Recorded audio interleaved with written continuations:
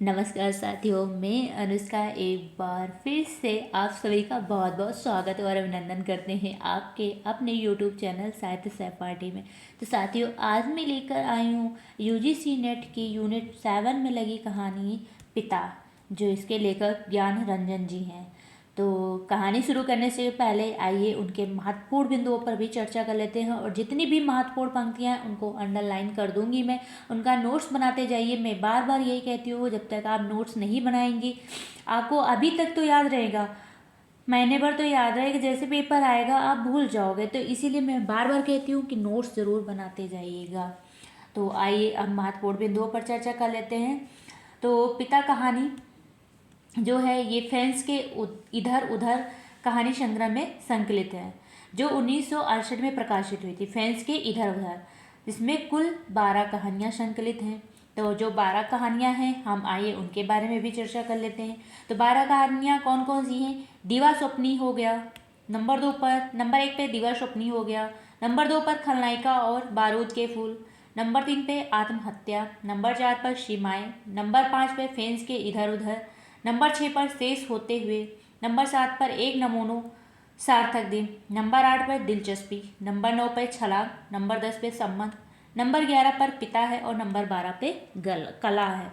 तो ये 12 कहानियाँ लिख लीजिएगा, क्योंकि क्वेश्चन कहीं से भी बन सकते हैं।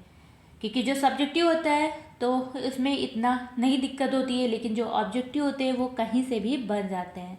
तो इसीलिए जितने भी महत्वपूर्ण बिंदु हैं हम उनको छोड़ेंगे नहीं, सबको कवर करते हुए चलेंगे, इसीलिए नोट करते चलिएगा। आइए महत्वपूर्ण मुख्य पात्रों पर चर्चा करते हैं। तो पिता कहानी में पिता हैं जिन पर आधारित ये पूरी कहानी है। उनका बेटा है सुधीर, देवा सुधीर की पत्नी है। ठीक है, ये 3 पात्र हैं। तो आइए अब महत्वपूर्ण पंक्तियों पर चलते हैं। पंक्तियों से ज़्यादा क्वेश्चन बनते हैं, लेकिन ये नहीं कि जो पहले की जो मैंने महत्वपूर्ण बिंदु बताए हैं वो इम्पोर्टेंट नहीं है, वो भी इम्पोर्टेंट है, क्योंकि ज़्यादातर क्वेश्चन आगे से ही पूछ लेता है। तो कहानी तो सभी पढ़ डालते हैं, लेकिन ये महत्वपूर्ण बिंदु छोड़ देते हैं, तो इसीलिए मैं उनको पहले ही कवर करा लूँ। अब आइए देर न करते हुए कहानी की ओर चलते हैं। तो जैसा कि मैंने पहले भी बताया है कि जो प्रारंभ की पंक्तियाँ होती हैं वो ज़्यादा इम्पोर्टेंट होती हैं, तो उनको ज़रूर की कहानी की शुरुआत किस पंक्ति से होती है। तो उसने बिस्तर का अंदाज लेने के लिए मात्र आध पल को बिजली लगाई।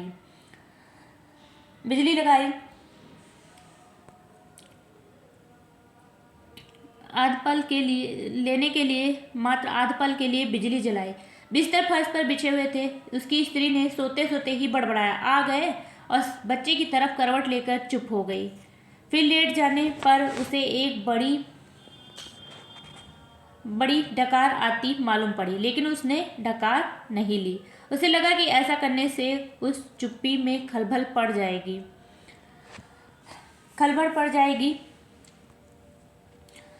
जाएगा जो चारों तरफ भरी है, और काफी रात गए, ऐसा होना उचित नहीं। अभी घनश्याम नगर के मकानों, अब ये इम्पोर्टेंट है, घनश्याम नगर किस नगर की चर्चा हुई? घनश्याम नगर की। के मकानों के लंबे सिलसिलों के किनारे किनारे सवारी गाड़ी धड़धड़ाती हुई गुजरी। थोड़ी देर तक एक बहुत साफ भागता हुआ शोर होता रहा। सर्दियों में जब यह गाड़ी गुजरती है तब लोग एक प्रहर की खांसी नींद ले चुके होते हैं। गर्मियों में 11:30, अब यहाँ इम्पोर्टेंट है, गर्मियों में 11:30 का कोई विशेष मतलब नहीं होता। यूं उसके घर में सभी जल्दी सोया करते, जल्दी खाया करते और जल्दी उठा करते। आज बेहद गर्मी है। रास्ते भर उसे जितने लोग भी मिले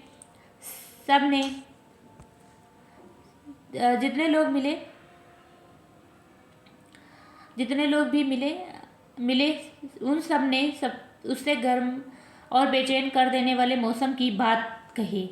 कपड़ों की फजीहत हो गई, बदहवासी, चिपचिटाहट और थकान है। यहाँ तक अंडरलाइन करके नोट कर लीजिएगा।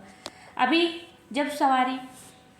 जब सवारी गाड़ी शोर करती हुई गुजरी तो उसे ऐसा लगा ऐसा नहीं लगा कि नींद लगते लगते टूट गई हो, जैसा जाड़ों में प्रायः लगता है, बल्कि यूँ लगा कि अगर सोने की चेष्टा शुरू नहीं की गई तो सचमुच देर हो जाएगी। उसने जम्हाई ली। पंखे की हवा बहुत गर्म थी और वह पुराने होने की वजह से चिढ़ाती सी आवाज आवाज आवाज कर रहा है। उसको लगा दूसरे कमरे में भी लोग शायद उसकी ही तरह जम्हाई ले रहे हैं, लेकिन दूसरे कमरे के पंखे पुराने नहीं है। उसने सोचना बंद करके अन्य कमरों की आहट लेनी चाहिए। उसे कोई बहुत मासूम सी ध्वनि भी 1-1:30 बजे तक नहीं सुनाई दी।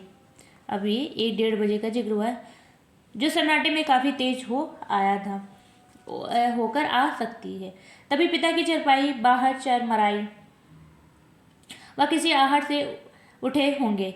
उन्होंने डांट कर उस बिल्ली का रोना चुप कराया।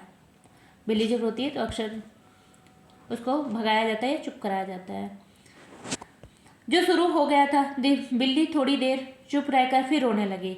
अब पिता ने डंडे को गज पर कई बार पटका और उस दिशा की तरफ खदेड़ने लगे वाले ढंग से दौड़े जिधर से रोना आ रहा था, और हट हट चिल्लाए। जब घूमकर लौट आ रहा था तो पिता अपना बिस्तर बाहर लगाकर बैठे थे। कनखी से उसने उन्हें अपनी गंजी से पीठ का पसीना रगड़ते हुए देखा और बसता हुआ वह घर के अंदर दाखिल हो गया। उसे लगा कि पिता को गर्मी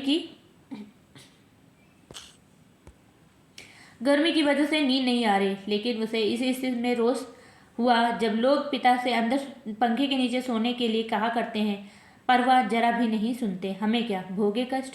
कुछ देर पड़े रहने के बाद वह उठा और उसने उत्सुकतावश खिड़की से बाहर झाँका। सड़क की बत्ती छाती पर है। गर्मियों में बेहद अखर जाता है। पिता ने कई बार करवटें बदली, फिर चैन की उम्मीद में पार्टी पर बैठ पंखा झेलने लगे। पंखे की डंडी से पीठ का वह हिस्सा खुजाते हैं जहां हाथ की उंगलियां दिक्कत से पहुंचती हैं। आकाश और दख्तों की तरफ देखते हैं। रिलीफ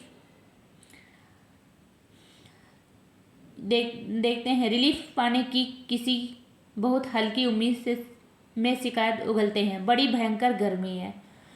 क्या है? बड़ी भयंकर गर्मी है। एक पत्ता भी नहीं डोलता। उनका यह वाक्य जो नितांत व्यर्थ है, अभी अभी बीते क्षण में डूब गया। गर्मी बरकरार है और रहेगी, क्योंकि यह जाड़े बरसात का मौसम नहीं। पिता उठकर घूमने लगते हैं। 1 या 2 बार घर का चक्कर चौकीदारों की तरह हा हो करते हुए लगाते हैं, ताकि कोई सेंध वेंध ना लग सके। लौटकर थके स्वर में हे ईश्वर कहते हुए उंगलियों से माथे का पसीना काटकर जमीन पर चुवाने लगते हैं। बड़ा गजब है कि कमरे की एक दीवार से टिक कर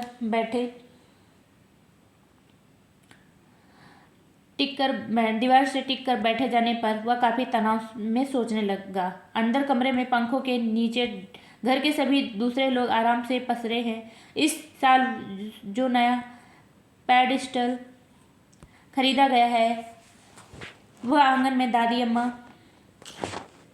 के लिए लगता है। बिजली का मीटर तेज चल रहा होगा, पैसा खर्च हो रहा है, लेकिन पिता की रात कष्ट में ही है। लेकिन गजब यह नहीं है, गजब तो ये पिता की जिद है। वह दूसरे का आग्रह अनुरोध माने तब ना, पता नहीं क्यों। पिता जीवन की अनिवार्य सुविधाओं से भी चिढ़ते हैं। वह झल्लाने लगा। मतलब क्या होता है, जो बुजुर्ग लोग होते हैं वो अपने ढंग से ही रहते हैं, उनको पुराने तरीके से ही रहना पसंद होता है, ज़्यादा सुख सुविधाओं की भी इच्छा नहीं रहती है। चौक से आते हुए, अब यहाँ से अंडरलाइन कर लीजिए, चौक से आते वक्त 4 आने की जगह 3 आने और 3 आने में तैयार होने पर 2 आने में चलने वाले रिक्शे के लिए वो पिता घंटे घंटे खड़े रहते थे। क्या, जब पहले 3 रुपये मांगता था तो 2 आने के लिए, और जब 2 आने के लिए वो 3 आने के लिए, फिर 3 आने से जब तैयार हो जाता तो 2 आने के लिए उसे कहते थे। इसके लिए पिता क्या घंटों घंटों रिक्शे का इंतजार करते थे। धीरे धीरे सबके लिए सुविधाएं जुटाते रहेंगे, लेकिन खुद उसमें नहीं या कम से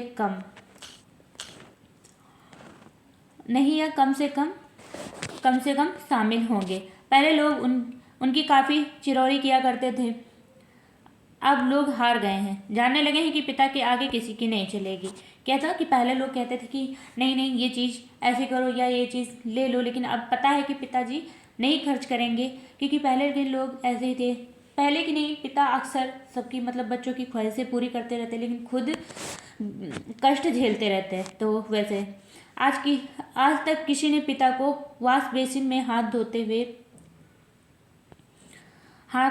मुंह हाथ धोते नहीं देखा। बाहर जाकर बगिया वाले नल पर ही कुल्ला दातुन करते हैं।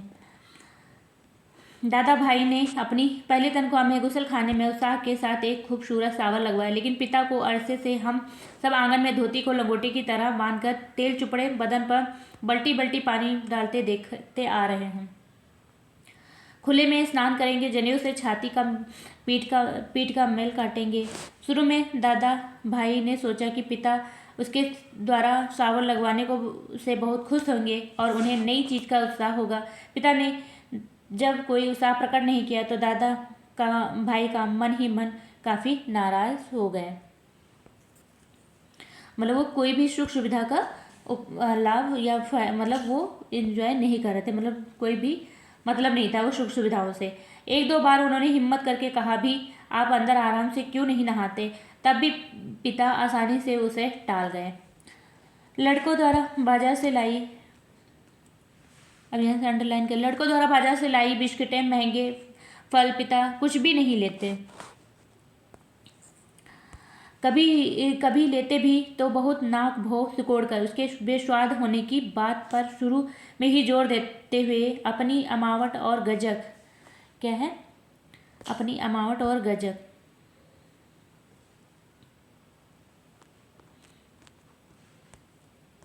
अपनी अमावट और गजक और दाल रोटी के अलावा दूसरे की लाई हुई चीज़ों की श्रेष्ठता से वे कभी प्रभावित नहीं होते।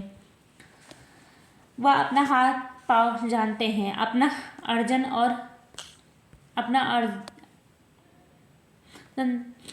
अर्जन और उसी में उन्हें संतोष है। वे पुत्र जो पिता के कुल्लू सब सेब मंगाने और दिल्ली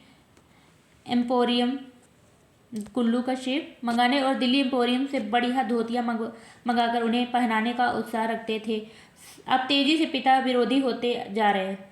सुखी बच्चे भी अब गाहे बगाहे मुंह खोलते हैं और क्रोध उगल देते हैं। लद बाहर आम के 2 सीकड़ों के लगभग एक साथ गिरने की आवाज़ आई। वह जानता है पिता आवाज़ से स्थान साधने की कोशिश करेंगे।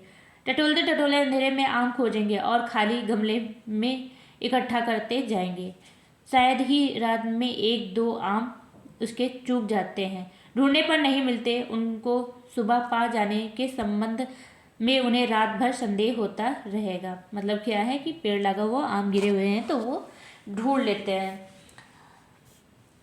दीवार से काफ़ी देर तक एक तरह के टिके रहने से उनकी पीठ दुखने लगी। नीचे रीढ़ के कमर वाले हिस्से में रक्त की चेतना बहुत कम हो गई। उसने मुद्रा बदली। पिता ने फाटक खोलकर सड़क पर लड़ते चिचियाते कुत्तों को हड़काया। उसे यहाँ बहुत खीज हुई। कई बार कहा, मोहल्ले में हम लोगों का बहुत सम्मान है। 4 भले लोग आया जाया करते हैं। आपको अंदर सोना चाहिए,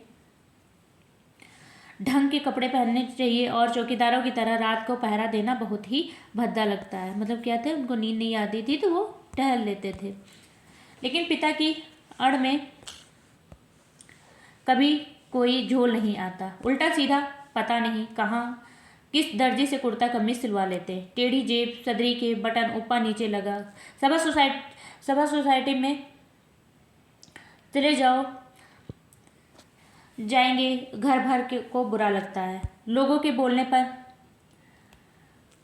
पर पिता कह देते हैं, आप लोग जाइए ना भाई, कॉफ़ी हाउस में बैठिए, झूठी वैनिटी के लिए बेरा को टिप दीजिए, रहमान के यहाँ 1.5 रुपये वाला बाल कटाइए, मुझे क्यों घसीटते हैं।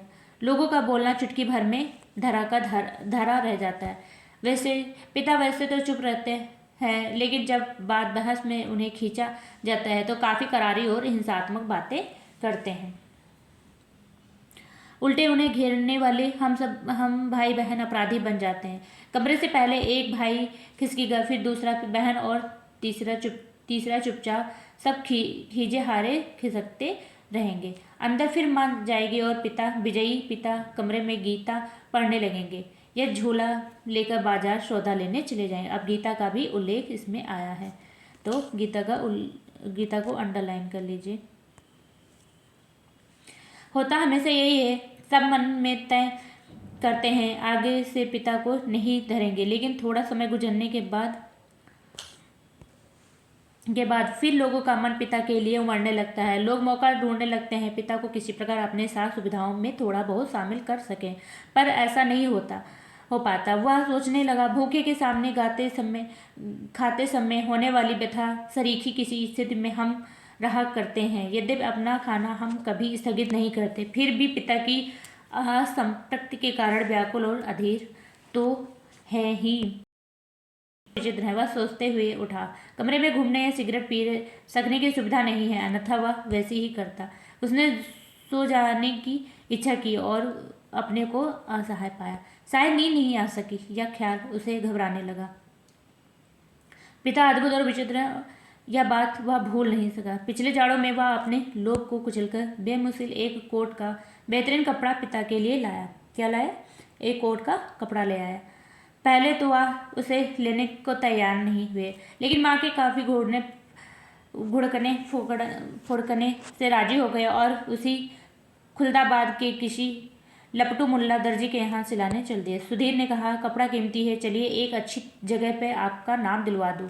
वह ठीक सिएगा, मेरा परिचित भी है। इस बात पर पिता ने काफ़ी हिकारत उगली। वह चिढ़ गए, मैं सबको जानता हूँ, वही म्यूनिसिपल मार्केट के छोटे मोटे दर्जियों से काम कराते और अपना लेबल लगा लेते हैं। साहब लोग, मैंने कलकत्ते के एक एंडरसन का उल्लेख आया है, मैंने कलकत्ते के एक एंडरसन के सिले कोट पहने। अपने ज़माने में जिनके यहाँ अच्छे खासे यूरोपियन लोग कपड़े सिलवाते थे। ये फैशन जिसके आगे आप लोग चक्कर लगाया करते हैं, उसके आगे पाँव की धूल है।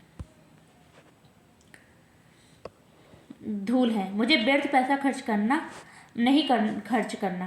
कितना परस्पर विरोधी तर्क किया पिता ने। ऐसा वह अपनी जिद को सर पर रखने के लिए किया करते थे। फिर सुधीर ने कपड़ा छोड़ दिया। क्या किया सुधीर? लास्ट में हार मान लिया। सिलवाइए या भाड़ में झोंक आइए, हमें क्या। वह धीमे धीमे बुदबुदाया। ये पिता बाहर अकबकाकर उठ पड़े।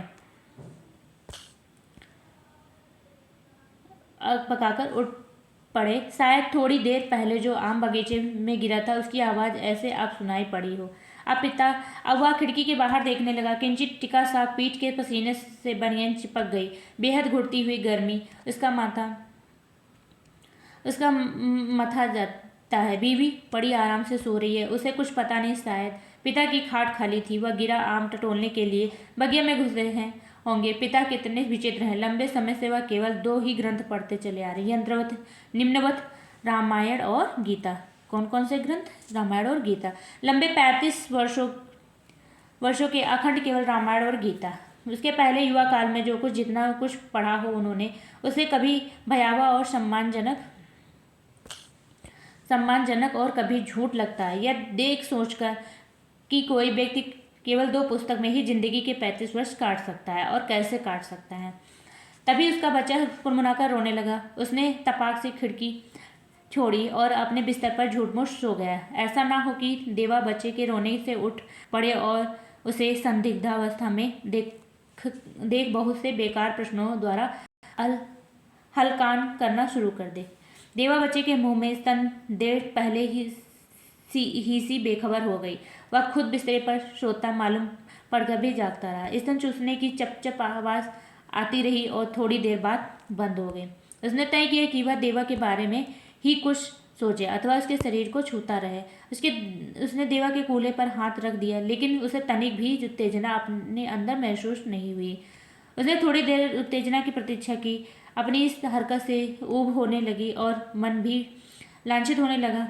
बाहर पिता सोए या जाग रहे हैं, जैसा भी हो वह बड़े जबरदस्त हैं। इस समय बाहर रहकर बाहरी होते जा रहे हैं। घर के अंदरूनी हिस्सों में लोग आराम से या कम आराम से किसी तरह सो गए होंगे। यह विवादग्रस्त हुआ और अनुभव करने लगा। हमारे समाज में बड़े बूढ़े लोग और बहू बेटियों की निजी जीवन को स्वच्छंद रहने देने के लिए अपना अधिकांश समय बाहर व्यतीत किया करते हैं। क्या पिता, अब यहाँ से अंडरलाइन कर ले, हमारे बड़े बूढ़े लोग से, कि हमारे बड़े बूढ़े लोग बहू बेटियों के निजी जीवन को स्वच्छंद रहने के लिए अपना अधिकांश समय बाहर ही व्यतीत किया करते हैं।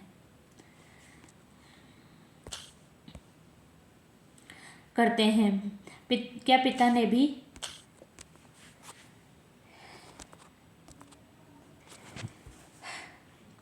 पिता ने भी वैसा ही करना तो नहीं शुरू कर दिया? उसे पिता के बूढ़ेपन का ख्याल आने पर सिहरन हुई।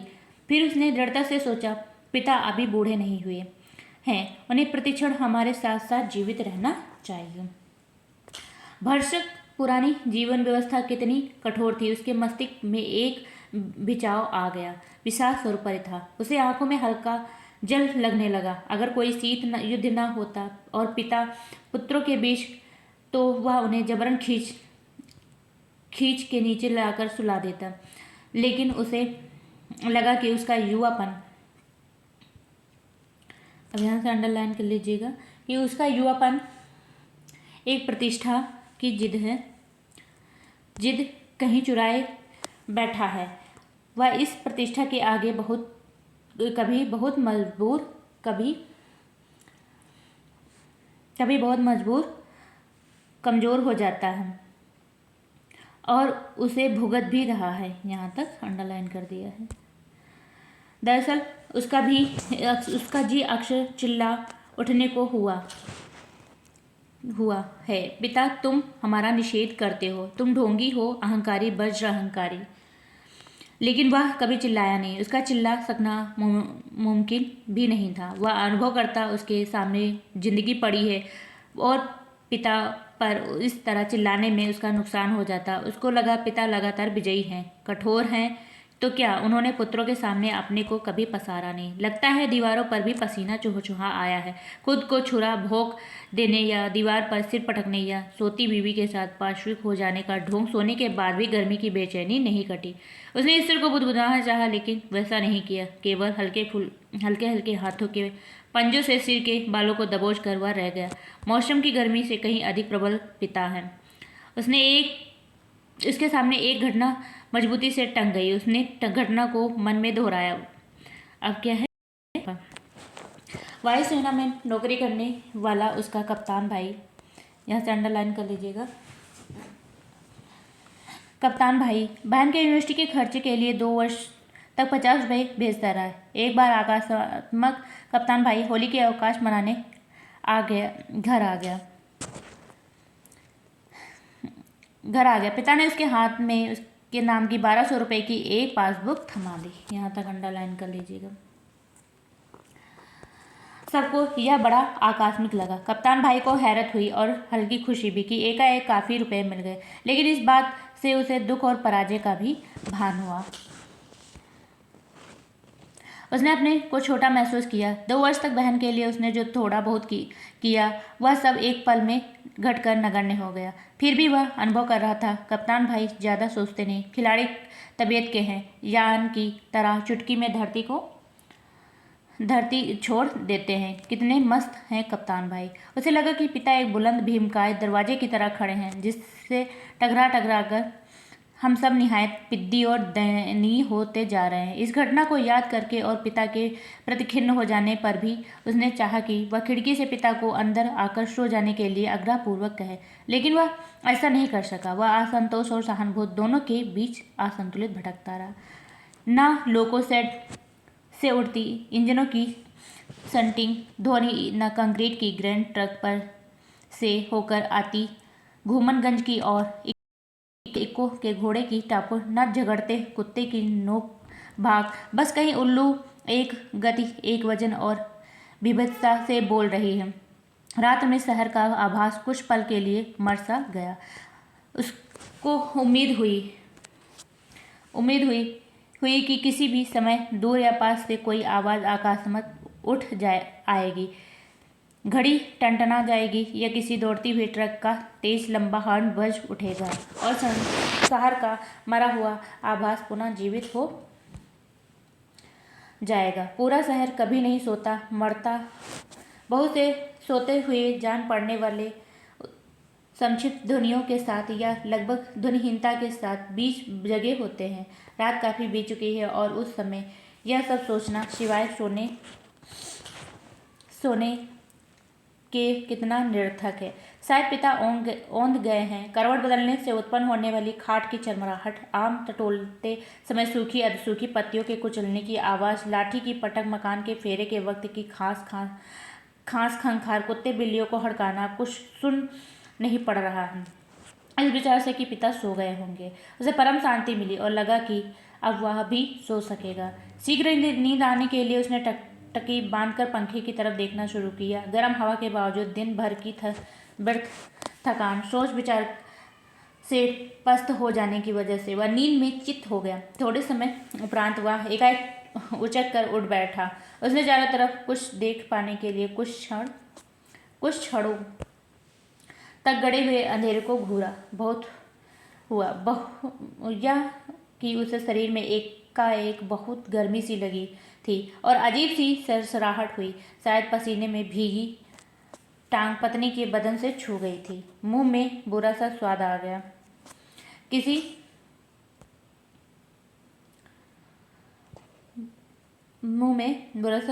किसी बुरी बीमारी के कारण अक्सर ऐसा हो जाया करता है। उठकर उसने 2-3 कुल्ला किया और ढेर सारा ठंडा पानी पिया। इतना सब कुछ वह अधनींद में ही करता रहा। आंगन में पानी पीकर लौटते समय उसने इत्मीनान के लिए खिड़की के बाहर देखा। अब तक नींद तो थोड़ी बहुत थी, काफुर हो गई थी। पिता सो नहीं गए हैं अथवा वह कुछ सोकर पुनः जगे हुए हैं, पता नहीं। अभी भी उन्होंने क्या कहा है, हे राम तू ही सहारा है, कहकर जम्हाई ली और है। ऐसा उन्होंने कोई दबका नहीं किया है। रात के लिहाज से काफ़ी शोर उठाते हुए कहा। शायद उन्हें इत्मीनान है कि घर में सभी लोग निश्चित रूप से सो रहे हैं। पिता ने अपना सारा बिस्तर गोल मोड़कर खाट के एक सिरे पर कर लिया है और वह सुराही के से प्याले में पानी लेकर अपनी खटिया की बांध तर कर रहे हैं। सुराही से खाट तक और खाट से सुराही तक बार बार आते जाते हैं। बहुत बार ऐसा करने पर खाट का बांध तर हुआ है। इसके बाद उन्होंने पानी पिया और पुनः एक बड़ी आवाज़दार जम्हाई के साथ लिपटे हुए बिस्तर पर सिरहाना बना निखरी खटिया पर लेट गए। तड़का होने से पता नहीं कितनी देर थी। थोड़ी देर बाद पंखा जमीन पर गिरकर उनका दायां हाथ खटिया की पाटी से झूमने लगा। चारों तरफ धूमिल चांदनी फैलने लगी और सुबह जो दूर है